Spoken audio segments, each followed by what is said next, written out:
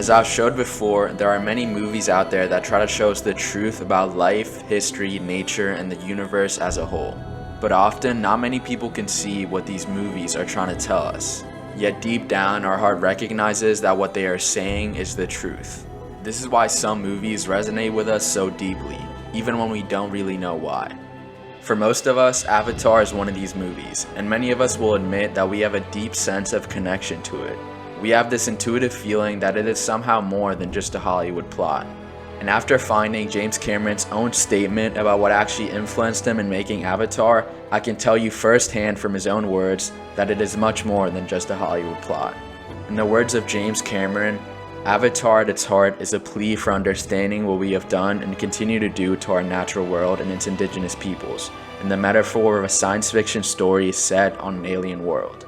According to James Cameron himself, Avatar is not only a story about the history of indigenous people's struggle against colonialism, but it is actually grounded in the ancient belief systems that these indigenous people held, and still hold today.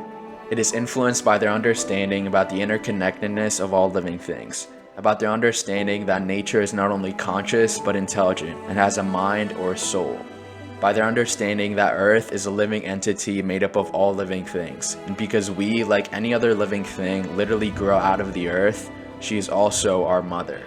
And of course, many other things that we will go over in the next coming parts of the documentary. Now, in order to more easily navigate through the hidden truths behind the movie, I divided the documentary into 6 parts. In part 1, I'll explore the history of colonialism that underlies the Avatar movies, as well as some pretty surprising things going on today that have to do with where the minerals that make up your phone and computer actually come from. In part 2, I'll explain about the concept of seeing, or I see you, which will likely be present in all the upcoming Avatar films, and has a much more deeper meaning than you think. In part 3, I'll talk about the underground network of communicating trees on Pandora, and how it is actually based on a network of fungi that exists here on Earth. In part 4, I'll talk about the idea that Pandora is actually a living entity called Eywa. Now, this is based not only in indigenous wisdom, but a scientific theory that says the Earth is actually a living entity called Gaia. In part 5, I'll talk about a deleted scene from Avatar involving a psychedelic ceremony, as well as the nature of psychedelic visions themselves and their influence on the spirituality of Avatar. And in part 6, I'll finish by talking about the actual spirituality of Avatar, and how it relates to the oldest belief system on Earth. Now, without further ado, let's move on to part 1.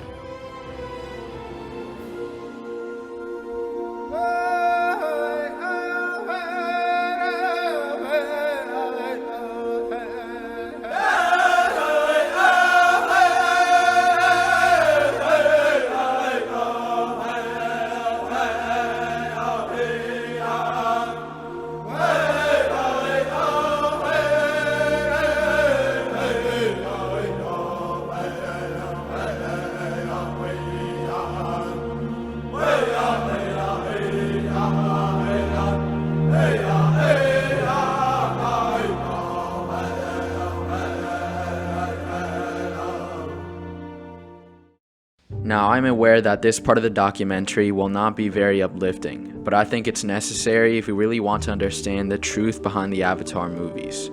But if it starts to feel like too much, you're welcome to skip, even though I suggest sticking around till the end and learning about the reality of human history, not simply how it's presented to you in a movie. In human history, the conquest of a new world and the driving of indigenous people to genocide in order to obtain their land and natural resources is practically the entire history of colonialism. And it is also the entire plot of the Avatar movies. In Avatar, the Sky People of Earth come to colonize Pandora in order to extract a natural mineral called unobtainium. This is why we're here. Unobtainium. Because this little gray rock sells for 20 million a kilo. That's the only reason.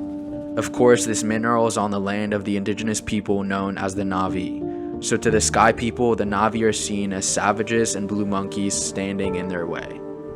Their damn village happens to be resting on the richest unobtainium deposit within 200 clicks in any direction.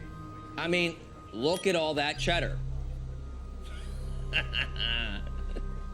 Now those savages are threatening our whole operation. We're on the brink of war, and you're supposed to be finding a diplomatic solution. So use what you've got and get me some results. Not coincidentally, this pretty much sums up the general part of what happened during colonial history, or at least the motives and views behind it, of extractivism and exploitation, and a whole lot of fucking racism. When people are sitting on shit that you want, you make them your enemy. And then you're justified in taking it. In the first movie, Jake also plays a big role in terms of colonial history.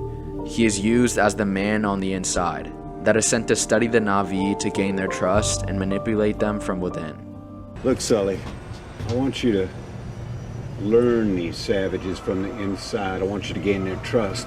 I need to know how to force their cooperation or hammer them hard if they won't. In the history of anthropology, this is pretty much the same thing that happened. Long ago, anthropologists were sent by the European colonizers to study the indigenous people from the inside, in order to know their ways and gain their trust so that one day they could use that knowledge to take their land. Now all this means, if you couldn't already tell, that the Na'vi represent all indigenous people that face colonialism, while the Sky People represent the European colonizers themselves. In the words of James Cameron, Avatar is a science fiction retelling the history of North and South America in the early colonial period. The Native Americans are the Na'vi. It's not meant to be subtle. Now, although James Cameron says that Avatar is specifically about Native Americans, I think it wouldn't be fair to say it's only about them. I think the movie also applies to all the indigenous people that face colonialism, including those not in the Americas, but in places like Asia and Africa. It should also be understood that Native American does not just refer to what people ordinarily think of as Native Americans. You know, this idea of the so-called red man that is shown to us in movies like Pocahontas or Dance with the Wolves. In reality, the word Native American refers to any indigenous person that was here in the Americas before the Europeans arrived. This means all the people in the Western Hemisphere of the world, which includes the indigenous people of Alaska, Canada, what we now call the United States, Mexico, and South America. And that's a lot of people and a lot of land. Of course, to the Sky People or the European colonizers, this land and the natural resources on that land were seen as more valuable than the indigenous people and the natural world itself. As a result, entire cultures and civilizations were destroyed. Many native peoples were displaced from their lands, and much of their ancient connection to earth and nature was lost. And just so you can take a moment to really internalize the reality of this history, wherever you are now, I want you to imagine that long ago, native peoples once stood there. Less than 200 years ago, there were likely indigenous peoples standing close to wherever you are, living their life in peace and communion with nature. But everything changed when the European colonizers arrived. And the reality of it is that it did not go as well for the Native Americans or any other indigenous peoples as it did for the Na'vi in Avatar. Over the course of European colonization in what is known as the Great Dying, around 90% of all indigenous peoples in the Americas were killed. That is 145 million people. Remember, the Holocaust killed 6 million Jews. And just so you could understand how crazy this really is, World War I killed 40 million people. World War II killed 50 million people. So let me say it again. The Great Dying of the Americas killed 145 million indigenous peoples. That is 55 million more people than both World War I and World War II combined. It is also estimated that the indigenous people in the Americas made 10% of the world's population at that time. This means that over the course of colonial history, around 10% of the world's population was killed. And still, it wasn't until 100 years ago that the few Native Americans left gained rights as United States citizens, when Native Americans were literally the people that were here in America before there was a United States. Now, as I said before, Native Americans were not the only ones that faced colonialism. Recently in my anthropology class, I learned about something that really shocked me to the core, about the colonial history of Africa and the African Congo that is literally still going on today, to some respects. But to understand this, we have to take the story back to the 1800s. So in 1885, King Leopold II of Belgium colonized the African Congo. During this time, he set up labor camps where he would force the native people of the Congo to extract rubber. When people didn't comply or didn't meet their quota, their limbs were literally chopped off. It's estimated that from 1885 to 1908, 10 million Congolese died as a result of King Leopold's rule. And as I said before, during the Holocaust, Hitler took the lives of 6 million Jews. But have you ever been taught about this event that happened in colonial history less than 100 years ago? At least for me, this is something I did not learn about till I got to college, and I think it's something that we should all be taught about humanity and human history in general. And why did all of those people have to die for some simple rubber? Well, to the Europeans at that time, it was for the emerging technology called bikes. All the rubber that was taken and all the people that were killed were literally just the result of people in Europe wanting rubber for their bikes. What the fuck even is that? Again, this shows us the same idea that to the colonial powers, natural resources and technology are seen as more important than people and the natural world itself. Now, this history of Congo is more relevant today than ever before, because as of right now, there are NGOs and international powers that have taken control of Congo mines. In these mines, they extract minerals like coltan. What is coltan, you ask? Well, it's the mineral that literally makes up the phone or computer that you're using to watch this video right now. If it wasn't for coltan, digital devices like your phone or computer literally would not work. Coltan has the ability to move and send electrical signals. In this sense, coltan is like the vibranium of Africa from Black Panther. It creates our technology. Yes, my son. Tell me a story. Which one? The story of home. Millions of years ago, a meteorite made of vibranium, the strongest substance in the universe, struck the continent of Africa. But this also means that today there is $24 trillion of mineral value in the Congo, as 80% of the world's coltan literally comes from Congo mines. And hence, that's why there's so many global powers that have their eyes set on Congo for mineral extraction. Similar to how the Sky People had their eyes set on Pandora for mineral extraction, especially with unobtainium. So it's the same narrative being played out in today's history, as even 60% of the world's cobalt also comes from the Congo. Keep in mind, this other mineral is what makes jets, planes, military vehicles, and even electric cars. And yet, despite all of the mineral wealth that comes from the Congo itself is among the 5 poorest nations in the world. Yet it produces almost all of the natural resources that the world uses. Congo is perhaps one of the richest countries in terms of mineral resources, but it's one of the poorest in terms of food and economy. 60% of people there literally live on less than $2 a day. And yet we're painted this narrative in the media that the West is over there in Africa actually helping people. What a blatant lie. They're there to take their mineral resources and deplete them from their own wealth to make themselves rich. And I think this motive to acquire and overexploit the earth and its natural resources that we as a society definitely have, as you've clearly seen in this video, shows us the difference between how the Sky People or the European colonizers see the world and how the indigenous people see the world. Typically, the Sky People see the planet merely as land and resources, and they see themselves as the rulers and masters of the planet. On the other hand, indigenous people see the earth not as a resource but as a living being. And to them, in the words of Chief Seattle, the earth does not belong to humanity. Humanity belongs to the earth. And even more so, to the indigenous peoples, the earth and all of nature is something sacred. To them, every river, every mountain, every plant and animal is something that should be protected and cherished. To them, the most valuable thing is Mother Nature and the beauty and life that she gives them in every second of their lives. After all, to them, the earth is their mother, and the land and living creatures are their brothers and sisters. And how can you ever say that you own your mother? Now, for the rest of the parts of the documentary, I actually recorded them using my camera, so you're gonna see my face, but you also might get shittier audio. So just warning you about that, but still worth it because there's a lot of good stuff coming up, and yeah, enjoy.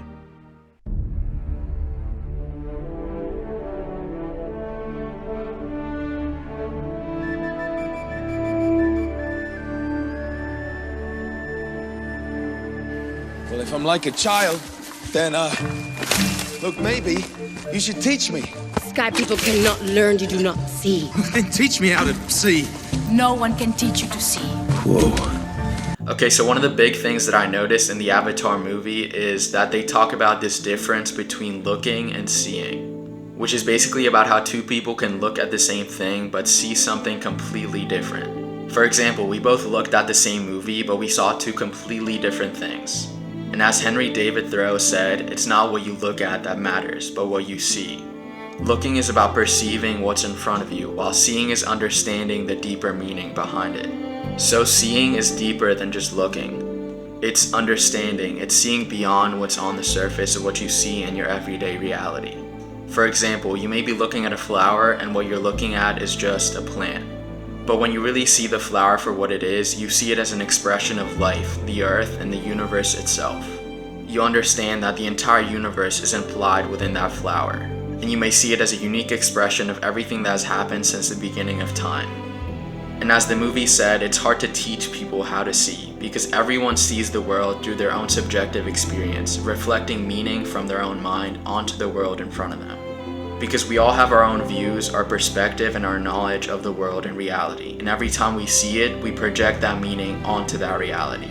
This is why you and me can look at the world and see two completely different things, because we all have our own subjective lenses about what we see in front of us. And I think seeing an Avatar is also about just understanding the interconnectedness of all life, of seeing the oneness behind everything, that everything is part of Eywa or Pandora, and that we are all just interconnected. And Sky people don't really see this beauty of the world that's in front of them. They just see land and resources without really seeing a living, breathing entity as Earth, as Pandora, or as Eywa. This is why Jake, to actually get in touch with the Na'vi, has to try to see the forest through their eyes, to really understand their way of life and experience the world as they experience it.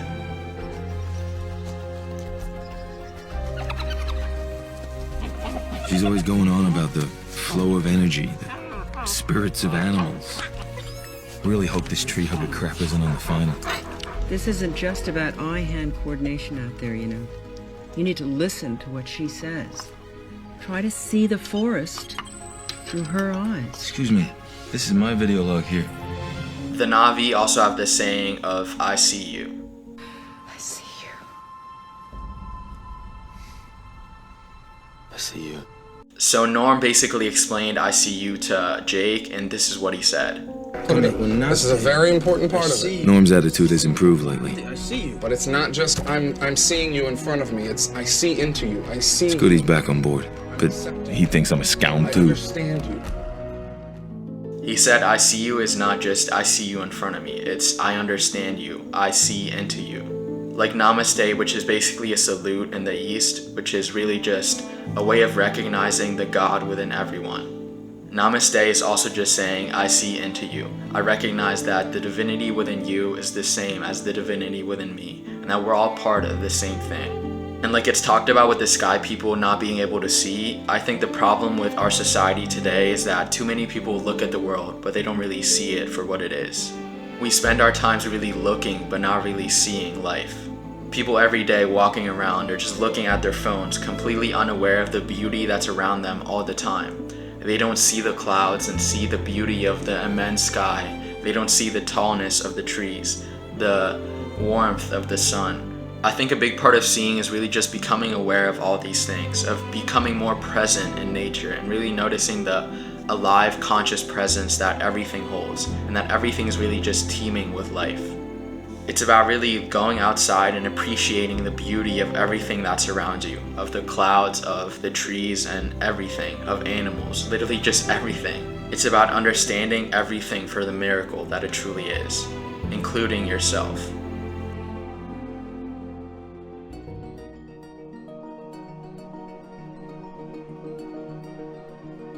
What we think we know is that there's some kind of electrochemical communication between the roots of the trees, like the synapses between neurons.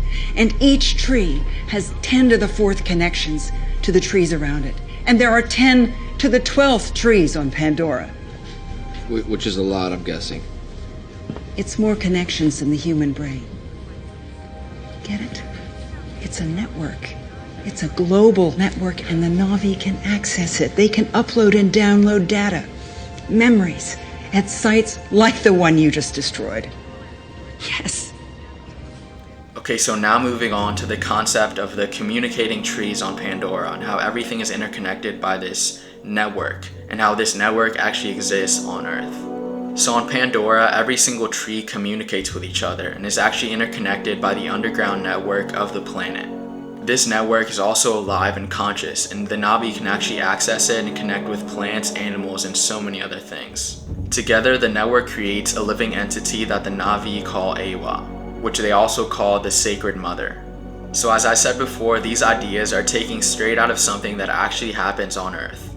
On Earth, there are living networks that literally feed, communicate, and transmit information between different species. This underground network is actually called the Wood Wide Web, named after the World Wide Web, or the Internet. But instead of connecting different people worldwide, it connects different plants and trees around the world.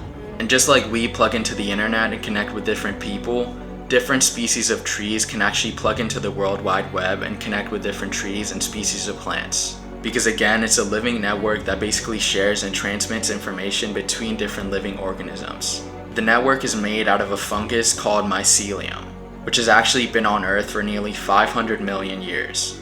Together, plants and mycelium are kind of like a giant superorganism that is constantly communicating and sharing information beneath our feet. And just like in Avatar, only 1,000 acres of mycelium have more connections than our human brain. A mycelium has more networks than our brain has neural pathways, and works in much the same way with electrolytes, electrical pulses. They're the most common species on Earth. They're everywhere. Just to give you an idea of how much fungi are in the forest, as you're walking through, it's about 300 miles of fungi. Under every footstep that you take, and that's all over the world. And they form these massive links. It's like a big web, just growing through the forest.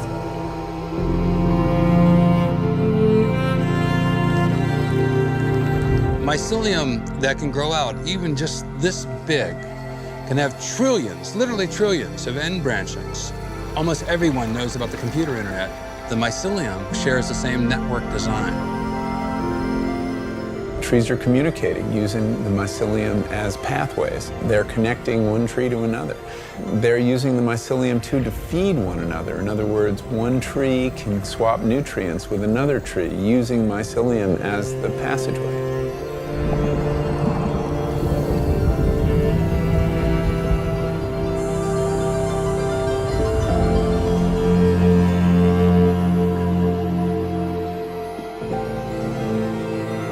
So we often think of kin recognition as an animal behavior. Humans, we love our babies. We know it's our baby and we're going to look after that baby.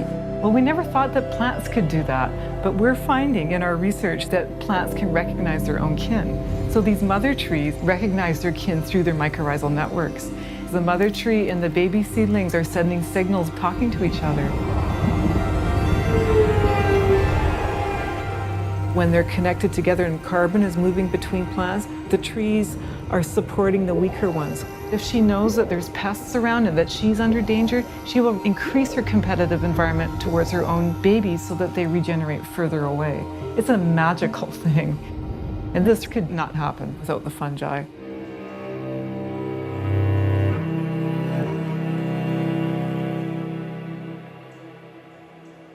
And you may think that fungi are just this weird thing that is not in any way related to us. But fun fact, fungi are actually more related to us than they are to plants or bacteria. And fun fact, fungi actually are our ancestors. We actually descended from them. Alright, so you may be thinking, so what? Just because this network is just like the one on Avatar and has more neural connections than the human brain, doesn't mean that the network actually is intelligent and conscious like in Avatar. Well, here's a video by Paul Stamets which may give us an answer to that question. One classic example, Japanese are so clever at this. There's a slime mold, called Physarum polycephalum, and they had and this slime mold is very, very good at navigating through mazes and challenges. They designed a nutrient, basically a nutrient-like maze, replicating Tokyo in the Japanese subway system. And so they started with Tokyo, and they put oats, which is a nutritional source. They inoculated what is on this basically an agar map with all the major cities, the nodes around Tokyo, and they then makes each of those nodes had a piece of oat on them. It was a source of nutrition. The main oat was where Tokyo was. They inoculated it, and then they let the slime mold grow. And first it grew out randomly, exploratorily, you know, just like you would do if you're a hunter or something. You're hunting on the landscape looking for things. And then after about 28 hours, it reorganized itself in the most efficient way possible and reorganized the Japanese subway system in a more efficient manner than it's designed today. Thus, they said, not me, not Paul Stamets, this is a demonstration of cellular intelligence. Whoa. So this is the tip of the proverbial mycelial iceberg. So as you saw in that video, nature is basically energy efficient. It always grows in the most efficient way it can, always finding the path of least resistance. Now the question is whether this is actually a sign of intelligence. I personally think it is, but you can form your own conclusion. Now all of this kind of makes you think, is nature actually conscious? Now, as I've said before, I personally think that everything in the universe is conscious. We only experience different levels of consciousness. Or in other words, we experience consciousness in different ways. For example, you and me right now are at the level of self-awareness, which is when you're not only aware, but you're aware that you're aware. You're basically conscious that you are actually conscious. So for example, your dog right now is probably not self-aware. It's just experiencing reality, but it's not really aware that it's experiencing reality. It's not aware that it's conscious. But things like you and me, we're actually self-aware. That's why we actually can contemplate our own existence, because we can contemplate our own consciousness. Now, as I said before, I think that everything in the universe truly is conscious, and indeed everything in nature is conscious. If you go out in nature, you may notice that everything is just different forms of consciousness interacting with each other. For example, if you see a plant, you could see that it turns towards where the sun is, and it also grows roots towards water. Both of those are just forms of consciousness. Even when you think about how your body works, it's literally just different forms of consciousness also interacting. Your body by nature is a self-regulating, self-organizing living system. Your heart literally beats itself, your cells divide on their own, the liver processes food on its own, and everything is just going on in and of itself, with no help from your own conscious mind. Even the trillions of bacteria inside your gut are all just doing their own thing, working in their own little world inside of you. It's basically an entire conscious universe that goes on without you noticing inside your body. I mean, just think for a moment. You've never taken the time to organize your organs, to think about beating your heart, or growing your bones, or doing anything that your body does on its own. Like I said, everything goes on in and of itself, which I think is a form of consciousness. And not coincidentally, the name for nature in Chinese Buddhism is Zitran, or Z-I-R-A-N, which basically means going on in and of itself. So by that definition, nature is a conscious entity that goes on in and of itself. It's also pretty obvious that the universe is conscious, because what are we? We are the universe, and we are conscious. We are literally the universe or nature coordinating a point of view through which it can come to experience itself.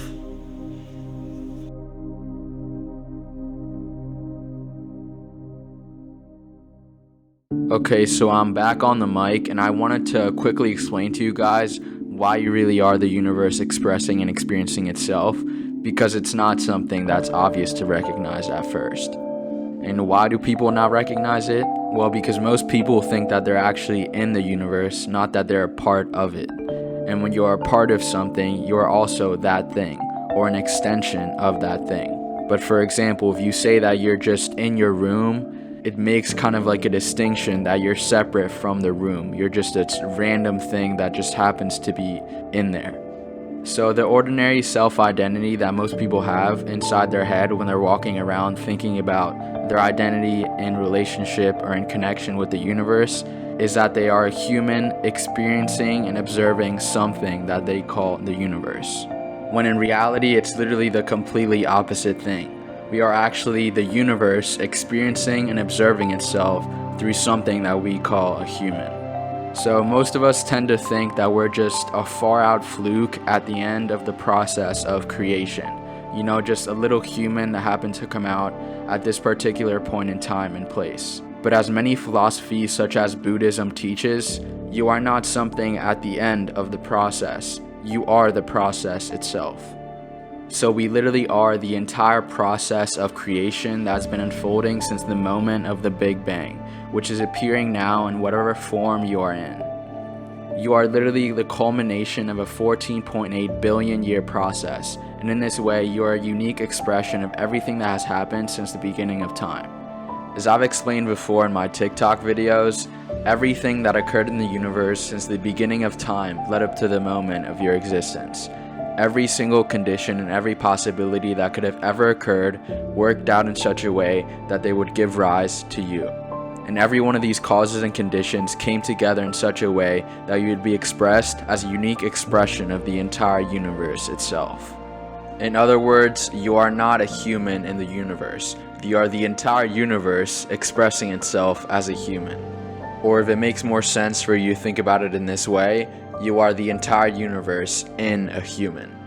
Just like Rumi once said, you are not a drop in the ocean, you are the entire ocean in a drop. Just as the bones and the structure of your body has the vestigial structures of all the other animals that preceded you through evolution, whether it be apes, fish, whatever the fuck it is, everything and all of those species and animals and literally all of humanity, all your ancestors are basically expressed through you because you are the result of all of that. And your cells as well, they're the result of the entire evolution of the planet. Literally the first cells on Earth were here around 3 billion years ago. And the cells in your body right now are the result of all those cells evolving to the cells that are here right now in you. Furthermore, all the atoms that literally make up your human body are the result of the entire process or evolution of stars, as elements are literally made from stars exploding. And when those stars explode, the elements that exploded from those stars create new stars. And when those stars form from those elements, it creates new elements. And when those new elements also explode in that star, they create new elements. So literally all the elements that are here right now in your body are the result of probably billions of stars exploding. So in this way, like I said before, you are literally a unique expression of everything that's ever happened since the beginning of time. From the entire evolution of species on the planet, to cells, to stars, and the evolution of the entire universe itself. Again, you are the process, appearing right now as a human, and with consciousness also experiencing itself from this unique point of view. What an amazing miracle that is.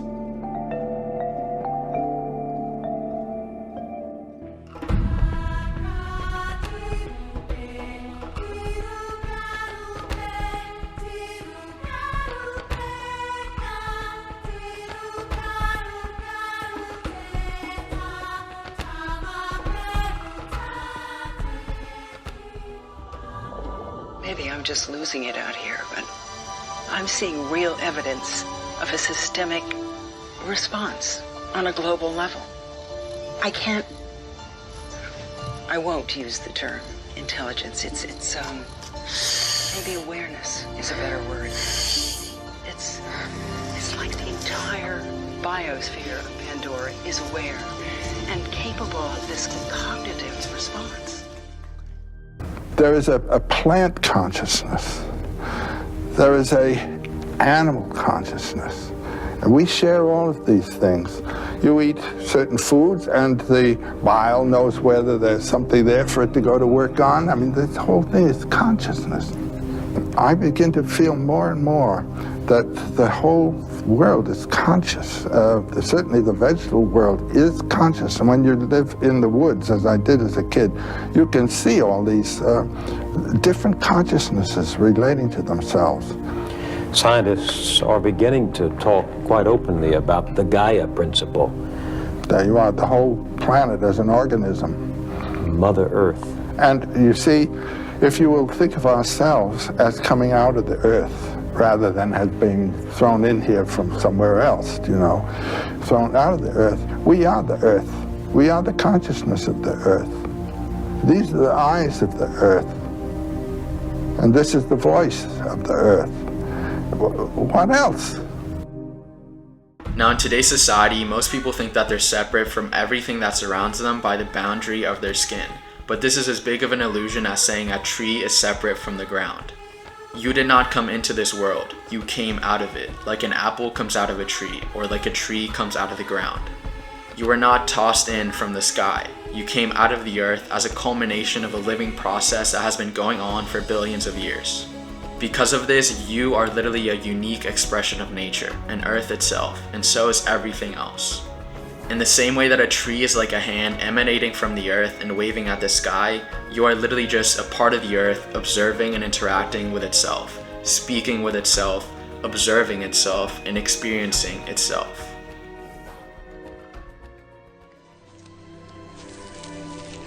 Our great mother does not take sides, Sheikh. She protects only the balance of life. Since ancient times, our ancestors have long referred to the earth as a conscious, living, breathing entity, which not only gives us life, but is the mother of all things that emerge from her, including ourselves. Now in Avatar, the Na'vi believe in Eywa, which they call the All-Mother, or the Great Mother. In the movie, Eywa basically is Pandora, or the planet. To them, she's an entity made up of all living things that keeps the ecosystem of Pandora in balance and equilibrium. Now, believe it or not, many scientists today are actually starting to recognize this as a reality. In the 1970s, when chemist James Lovelock was doing work for NASA, he noticed that Earth's atmosphere was very different from the one of Mars and Venus. He realized that it had maintained constant for millions of years. This made him ask the question, what regulates Earth's atmosphere?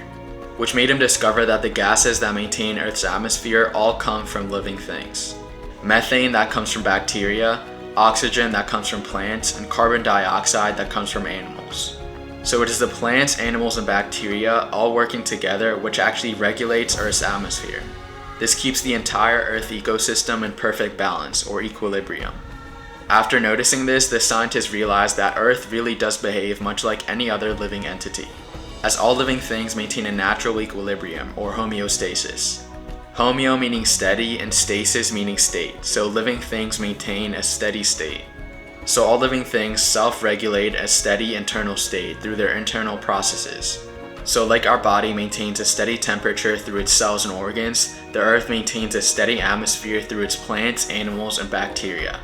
This means that the earth is actually a living organism that we are a part of, like cells inside our body. Now, as I said before, scientifically this is known as the Gaia theory, which sees Earth as a living system made up of everything that exists on it, all of which works together to maintain the optimal conditions for life on the planet. So Earth is basically a living organism made up of all living things, all of which work together to maintain the natural equilibrium and balance of the greater whole. In this way, all living things in connection with their environment form part of one giant being known as Gaia.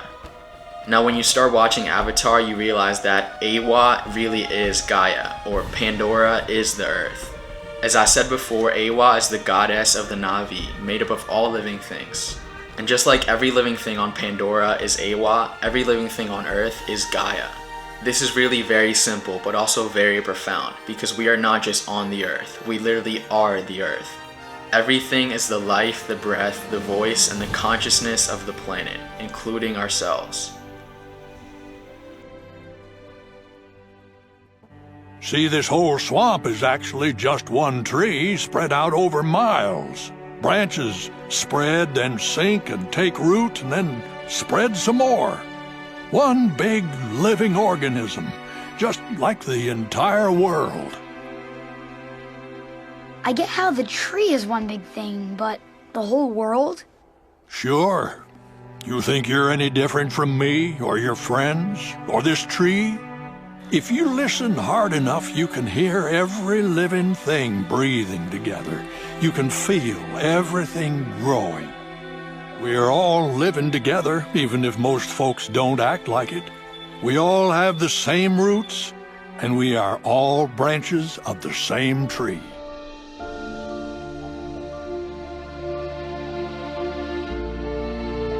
Now all of this also ties into the Native American concept of the web of life, which sees nature as an interdependent web of relationships and Mother Earth as the web itself, where every string is part of her and every string supports, depends on, and creates every other. So if you harm one, you harm them all.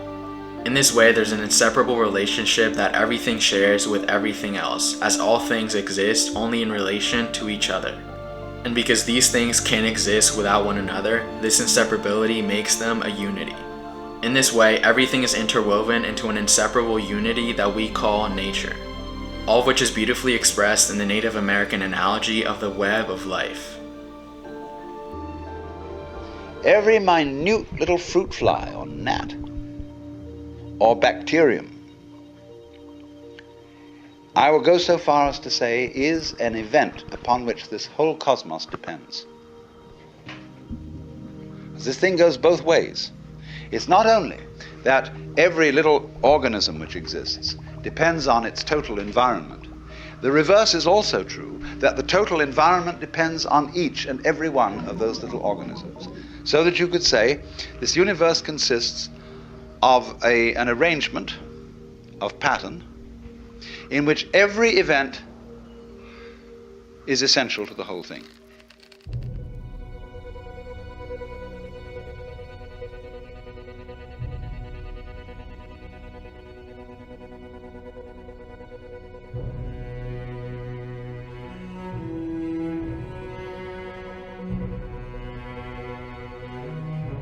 Now, believe it or not, psychedelics and shamanic rituals were actually going to be included in the movie Avatar. I'm convinced that James Cameron actually got the concepts of the psychedelic ceremony from ayahuasca ceremonies. Ayahuasca being a psychedelic brew from Amazonian tribes. Now in the movie, Jake has to mix two things to activate the psychedelic compound within them. He first eats a sacred glowing worm, which actually contains the psychedelic compound. Then he takes a sting from a scorpion to actually activate it. For ayahuasca, also called the vine of the spirits, you also have to mix a vine and leaves to actually activate the DMT in one of them. So when Jake actually took the psychedelic, he began to perceive everything as pure energy. Instead of seeing everything as solid matter, he saw everything as light. His spirit then ascended up the mother tree and he had a vision of Awa, and he saw her as a geometric fractal pattern of light, which not coincidentally is also what people report when they take psychedelics, and when they see God or Source, they also see fractal light. Now, as you may know, in indigenous cultures, psychedelics served as a way to connect to higher states of consciousness. They allowed people to see and perceive the spirit of the earth and see how everything is one and everything is interconnected. Alright, so I'm back on the mic real quick, and I wanted to explore just quickly about psychedelics and why these indigenous cultures could have had their wisdom and how they had it through psychedelics, and also talk about kind of what happens through psychedelic experiences and how it influences the wisdom that these indigenous people had and still have. So if you've ever taken psychedelics, you might encounter things like fractal geometric dimensions, a feeling of a higher dimensional presence there, and a deep sense of understanding the interconnectedness of literally everything that exists, and a feeling of being part of something bigger than yourself, or at least what you think of to be yourself before that psychedelic experience.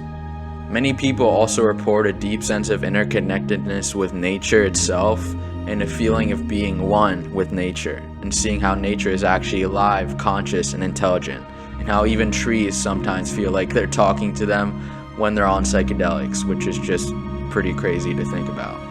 And of course, there's many other different types of experiences that people have and realizations that they have when on psychedelics. One of them, and I think it's probably the most common when you're in that very deep psychedelic trance, or at least when you have an ego death, is that you literally stop existing as a separate individual entity. Your individual ego dies and you merge with this unbounded and infinite awareness or consciousness that literally is everything and is expressing itself through all things. But we ordinarily have the illusion that they're not that. We think of them to be an individual, separate entity when they're just the one awareness expressing and experiencing itself as and through everything. As Bill Hicks said, we're all just one consciousness experiencing itself subjectively, there's no such thing as death, and life is but a dream, but you can hear this from Bill Hicks himself, a great comedian, and I would also argue a pretty great spiritual teacher. Today, a young man on acid realized that all matter is merely energy condensed to a slow vibration, that we are all one consciousness experiencing itself subjectively. There is no such thing as death. Life is only a dream, and we are the imagination of ourselves. Here's Tom with the weather. So psychedelics are also a different type of knowing. They're knowing through experience rather than through conceptually grasping concepts. Because in that moment, you don't really know the thing because you're thinking about it conceptually, but you know it because you are it in that moment. You are experiencing directly that interconnectedness for yourself. Because in that moment, you are one with nature and you're experiencing it directly. So there's no need to conceptually grasp it at all. That's why people sometimes find it hard to report the knowledge that they experienced in that psychedelic experience because, again, they didn't grasp it conceptually. They only experienced it directly. And as I said before, shamanic cultures and indigenous peoples actually partook in these psychedelic journeys and experiences for literally thousands of years. And I think this is probably why they had the knowledge that they had, through these direct experiences and expressing that knowledge after they had it. This is also why I think there's been a sort of awakening going on with humanity and their understanding about the interconnectedness of everything and with nature, because there's literally a kind of a psychedelic renaissance going on right now, where they're being used all over the world by a lot of different people, and people are reporting the same things that our ancestors reported when they experienced psychedelics, or at least the knowledge that they had when they experienced it. This is also why you may feel like a lot of the concepts in the movie and that I've been talking about throughout this whole video are really resonating with what you may have already experienced through psychedelics, because people literally get the same knowledge through them, and they understand all these things that our ancestors understood and experienced themselves. So this is why the knowledge of our ancestors is still available to us today through psychedelic plants. Now, don't get me wrong, I'm not telling you go out and buy drugs. I'm just telling you, I think everyone should experience a psychedelic experience at one point in their life, when they're ready, when they're an adult, in a good environment with good people, or just with themselves, to partake on that journey. I think it's something that we as humans should all do to expand our own consciousness and understanding of ourselves and the universe and nature around us.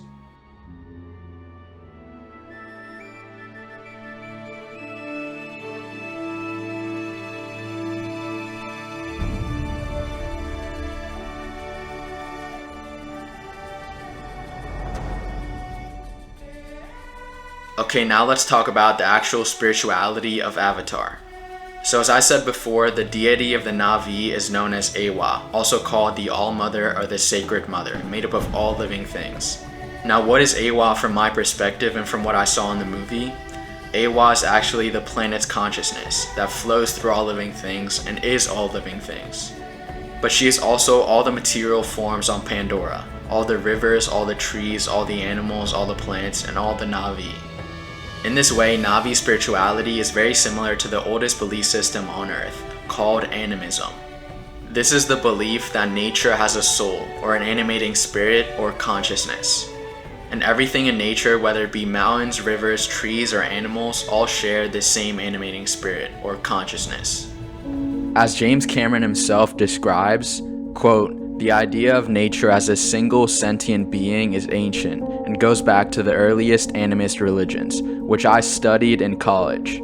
The pantheistic religions such as Druidism worship a deity that infuses all living things, including the trees.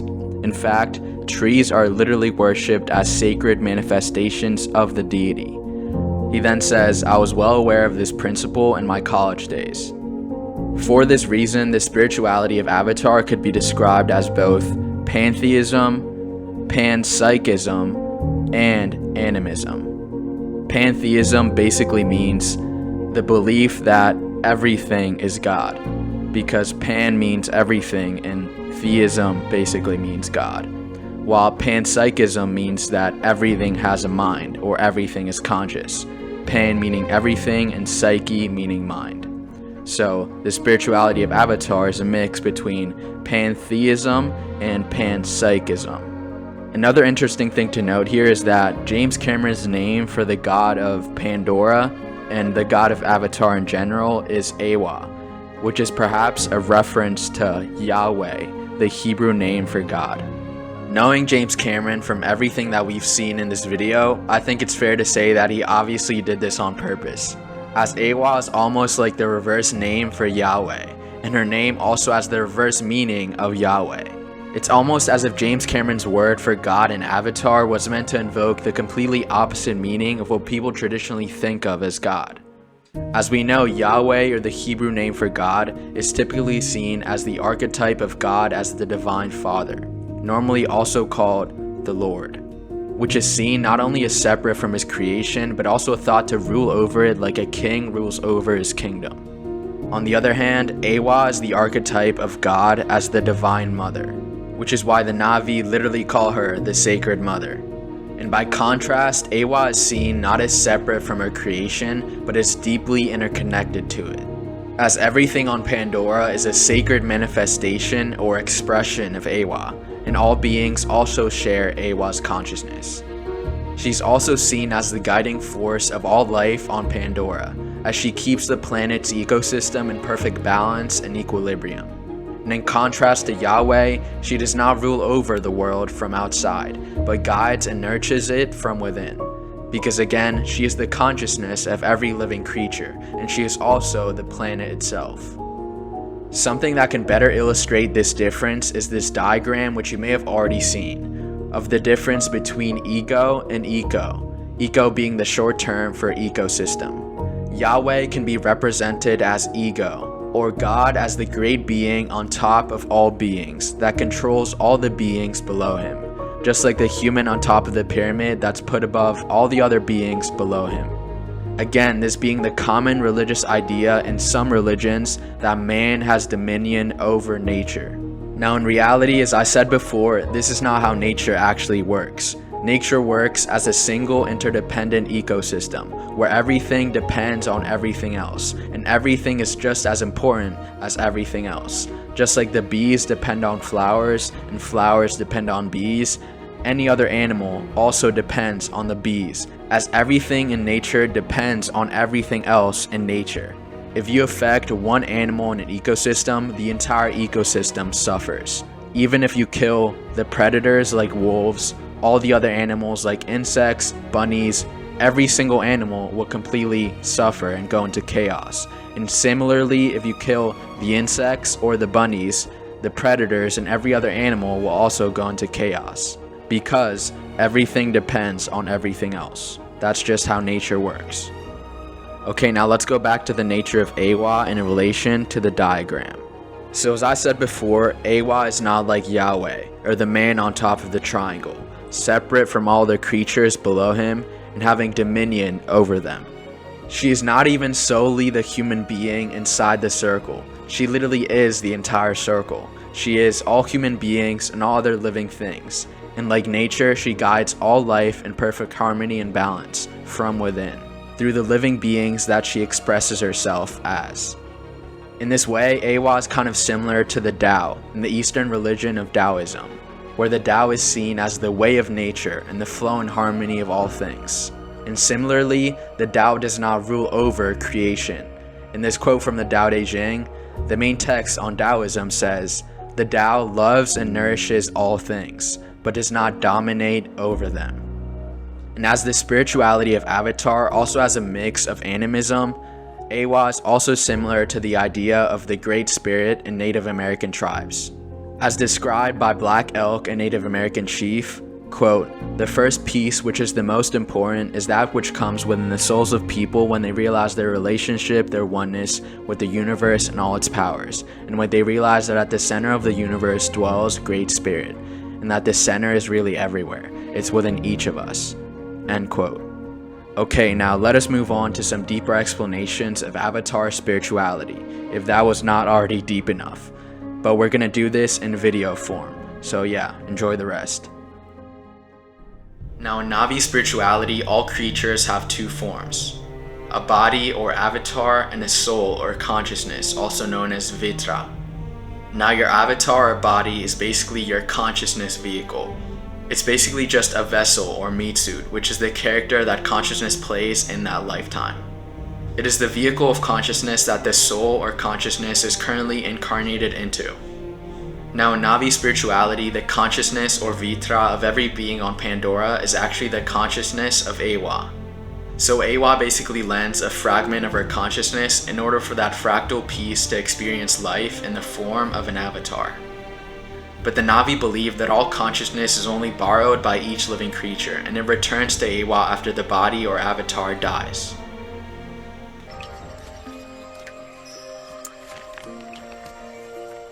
I'm trying to understand this deep connection that people have to the forest. She talks about a network of energy that flows through all living things. She says all energy is only borrowed, and one day you have to give it back. We are all one consciousness manifesting into specific forms. Think of this like knots on a string. The string representing Eywa and the knots representing conscious beings or living creatures like plants, animals, or things like that. Now when consciousness ties itself into a knot, it's no longer a string of consciousness, but it's consciousness manifested into a specific form. So the string basically loses a fragment of itself to this unique expression. But one day that knot will be untied, and the consciousness will no longer be tied to that specific form. It will actually return to the string of consciousness. In this way, we are all different knots of the same string, or different expressions of the same underlying thing. Whether you call that thing consciousness or Eywa or God is really just up to you. Now because of this, everything still lives within Eywa. The consciousness of every animal, plant, and living thing still lives within Eywa because they were once a piece of her consciousness. So at places like the Tree of Voices, the Na'vi can download information from Eywa's consciousness and in that way connect to deceased members of their family. They live, Sheikh. Within Eywa. Now, I added that last clip because I thought it would be a good summary of everything that we've learned, where Jake says that the spirit or consciousness of the deer returns to Eywa, or source consciousness, while the body stays behind. But we also learned something else. If you noticed, before killing the deer, Jake said, "I see you, brother, and I thank you." At the end, he also said that the body of the deer would become part of the people. This is something that I think perfectly highlights a crucial teaching of indigenous wisdom, the notion that the food we eat actually becomes part of us. And in fact, it's true. Our body actually transforms everything we eat into a form of energy that courses through our body, giving us the crucial energy we need to sustain our own life. So like everything else, even eating is also just a flow and exchange of energy, where all material things are nothing but energy transforming from one thing into something else, or from one form to another, from the food to your body, from the deer to the people. Another crucial part about that clip is just the very fact that Jake blessed and thanked his food. In many indigenous cultures, they not only thanked the food and land for giving them life, they also honored it and even held dances and rituals for all the animals that feed them and become part of the people. And it may seem weird, and honestly I don't feel embarrassed to admit that every time I eat something like a fruit or a fish or something natural that literally grows out of the earth, I always thank the food and the animal or fruit and Mother Earth for sacrificing a piece of herself in order to give me life, because that's literally what happens every single day.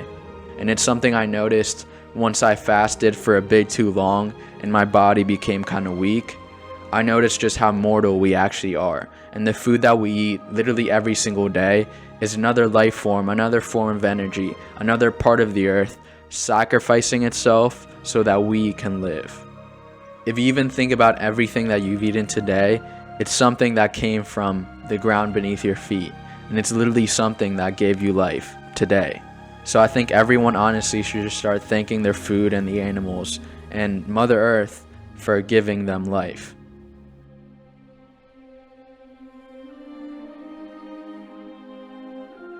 After Avatar was first released, some people became depressed. People experienced PASD, post-Avatar depression syndrome, as it was literally called by a lot of people. Check out this comment left on a fan website. Here it is. When I woke up this morning after watching Avatar for the first time yesterday, the world seemed gray. It was like my whole life, everything I've done and worked for, lost its meaning. I think James Cameron nailed something in that Avatar film that resonates with people in a very strange way. Not just that it was an awesome movie, and it was a fucking awesome movie, but that he nailed something that made people want to live like that. You know, there was a thing they were talking about after that movie called Avatar Depression, where people were leaving the film and they were depressed that their life was nothing like Avatar, like Pandora, like living like the Na'vi. Pandora, that's it. Yeah, that there was something about what he nailed. He nailed something in that movie where it's like this spiritual connection. It was very ayahuasca-like too. This connection to Mother Earth and nature and spirits and the connection of all of them. There's something about that film. He hit some nerve with people. Through the movie, James Cameron reconnected us to a part of ourselves that we didn't know we had within us. A part of ourselves that transcends our human body and reaches to touch the hearts of our ancestors and the hearts of our very being, in which we know and understand the same things that our ancestors understood, in which we know that we are much more than a human being on their daily job from 9 to 5, doing the same thing that all other human beings do in their daily life, in which we know that we are deeply connected, in which we know deeply that our very own nature is nature, and that we are part of something that transcends this human body, whether it be a greater consciousness that flows through all living things, or a planetary organism that we are embedded in, and that we literally are ourselves. I truly think this movie just reached very deep into our subconscious to reach something that our ancestors had experienced, and that they knew about the world, themselves, and just nature around them in general. Because watching the movie, we feel connected to it, and we remember something that our ancestors also remembered and experienced themselves. We recognize this deep part of who we really are as human beings on this planet, in which we are deeply connected to all of nature and the planet itself. And I think the reason why people actually experience this post-Avatar depression syndrome is because they had this deep sense of connection within them, without actually knowing that it exists in real life, and just thinking that it exists in a superficial movie that's just in front of their screen that turns off after a couple hours, when it's literally right in front of their eyes when they walk out of the movie theater, and it's also within them. It's kind of funny actually. People were longing for this mystical, magical world called Pandora, when it was literally right in front of them the whole time. It took me a while to get this, but the more I looked around me, the more I realized that the world we are living in is Pandora. From bioluminescent mushrooms that literally exist in the forest, to bioluminescent algae that exist on water and in the ocean, to the 500 million year old network of fungi that literally allows trees to communicate beneath our very feet. And every time we walk around and you look at any tree, anywhere, any place, anytime, they're literally connecting beneath their roots. And there's a network of information flowing and exchanging every time you walk on the grass.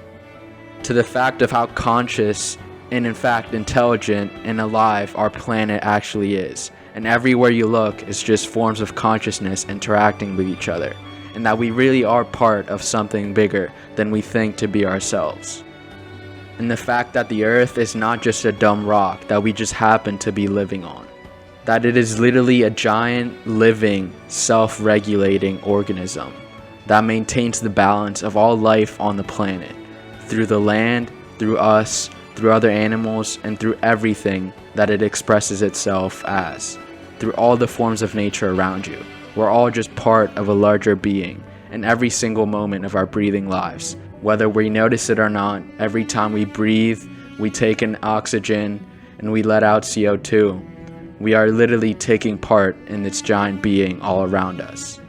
And the fact that the earth really is your mother, because you grew out of her like you grew out of your mother's womb. We all grew out of Earth's womb. So we are all the children of the earth. We are all part of the same family.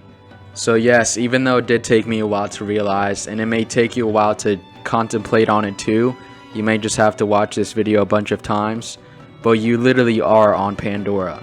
And Eywa is real. She is Gaia, and the earth we live on today. She is you right now.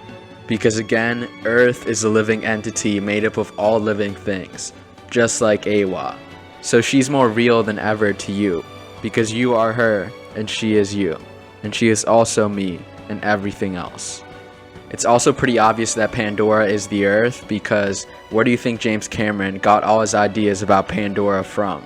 He didn't get them from another planet. He got them from our own. So for anyone that you know that's still longing for that magical, mystical world, tell them that they're forgetting about the beautiful world that is already here right in front of their eyes.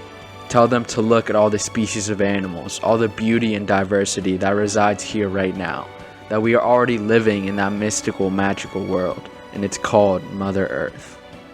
So I recommend to you and everyone else to show gratitude for all the beauty that still resides here, and go out and actually experience it. Go outside, take off your shoes, and walk on the planet like you were the first person to ever walk on it, and never cease to be amazed by its beauty and wonder.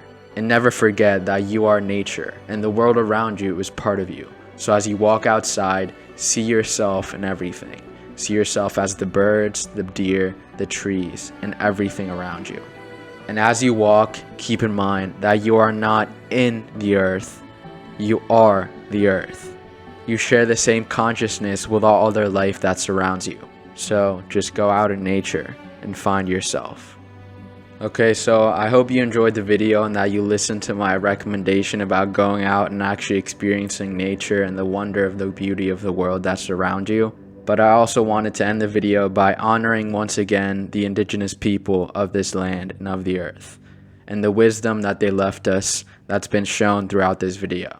So I will leave you with some quotes by a Native American chief called Chief Seattle that are coming from a speech he gave in 1854 discussing the sale of Native American land to white settlers. It's pretty enlightening, so just read it if you want. If not, enjoy your day and go out in nature.